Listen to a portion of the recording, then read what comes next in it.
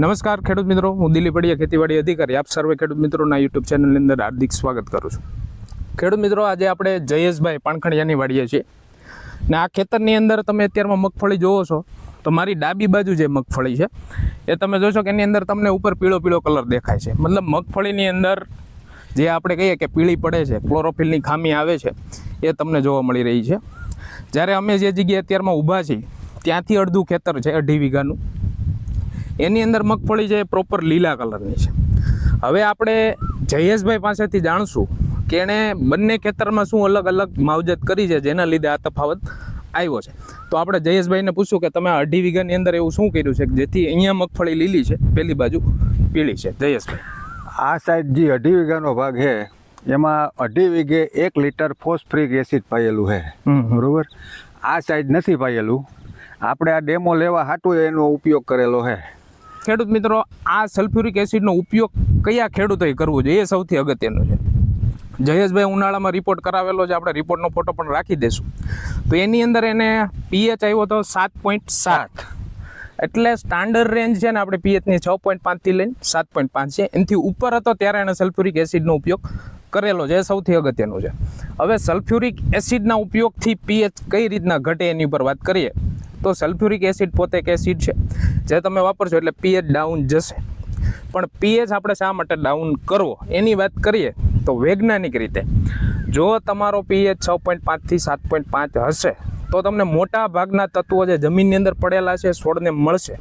પણ જો પીએચ 7.5થી ઉપર જાય એટલે કે 8 હોય, 7.8 હોય અથવા 8થી ઉપર હોય તો એ કેસની અંદર તમારા જમીનની અંદર કોઈ પણ તત્વ હશે, જેમ કે ખાસ કરીને આયરન છે, ઝીંક છે, સલ્ફર છે, આવા તત્વો છોડ લઈ શકતું નથી, જેના લીધે આપણા છોડની અંદર આવી બધી પીળાશ ને બધી ખામી જોવા મળતી હોય છે. તો હવે જયેશભાઈએ શું કર્યું છે, જયેશથી પહેલાં આપણે થોડી ઘણી પ્રોસેસ જાણી લઈએ કઈ રીતના બનાવવું. 1 લીટર સલ્ફ્યુરિક એસિડ 200 લીટર પાણીનું બેરલ, બરોબર, એમાં ઉમેરી હલાવી નાખવાનું એને. પછી 2.5 વીઘામાં એક આખું બેરલ પાણીનું 2.5 વીઘામાં ધીરે ધીરે જવા દેવાનું પાણી, એ રીતે આપવાનું.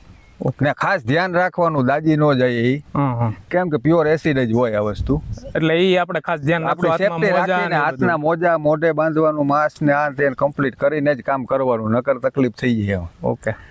ક્યારે આપણે ઓરવણા ગણે ઓરવીન ને વૈવી ત્યારે એને પિયત માં ભેગું આપ્યું છે? કેટલી વાર આપ્યું છે? એક જ વાર. પહેલું ઓરવણું હતું ત્યારે. ઓકે. કોરવાણ પાણી. ઓકે, ત્યારે એકવાર એને આપ્યું છે.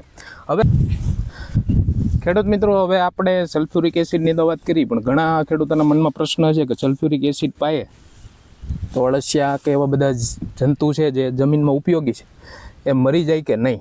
તો એનો જવાબ તમને જયેશભાઈ આપશે. જયેશભાઈએ ટ્રાય કરી છે. તો જયેશભાઈ, કોઈ પણ સલ્ફ્યુરિક એસિડથી કોઈ પણ વસ્તુ મરતી નથી. આ એની સામે જો અળસિયાના ઉકેરા કાઢેલા છે, આ અળસિયા છે, બેક્ટેરિયા છે, કોઈ વસ્તુ મરતી નથી. આ એનો જીવતો જાગતો અનુભવ આપણો કરેલો છે. અત્યારમાં જયેશભાઈના ખેતરમાં પુષ્કળ પ્રમાણમાં અળસિયા છે, તેમ તમે ઉપર જોઈ શકો છો, ખોદો તો તમને અળસિયા મળી શકે. હવે જયેશભાઈનું એવું જ કેવું છે, કારણ કે આપણે જે સલ્ફ્યુરિક એસિડ નાખ્યું છે 200 લીટર પાણીમાં 1 લીટર નાખ્યું છે, એટલે જમીનમાં જતા જતા એની સાંદ્રતા એકદમ ઘટી જતી હોય છે, એટલે આ કોઈ વસ્તુ ઉપર અસર થતી નથી એવો જયેશભાઈનો જાત અનુભવ છે. એટલે એ પ્રશ્ન મનમાં હોય તો એ મૂંઝવણવાળો નથી. તો હું તમને જયેશભાઈનો નંબર પણ આપી દઈશ એટલે તમને વધારે માહિતી એની ઉપર મળી શકે. અસ્તુ, આભાર. જય જવાન, જય કિસાન.